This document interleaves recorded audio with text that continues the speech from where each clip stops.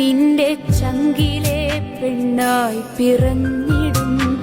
വരും ജന്മമുണ്ടെങ്കിലേ പൂമരം നിന്റെ ചങ്കിലെ പെണ്ണായി പിറന്നു.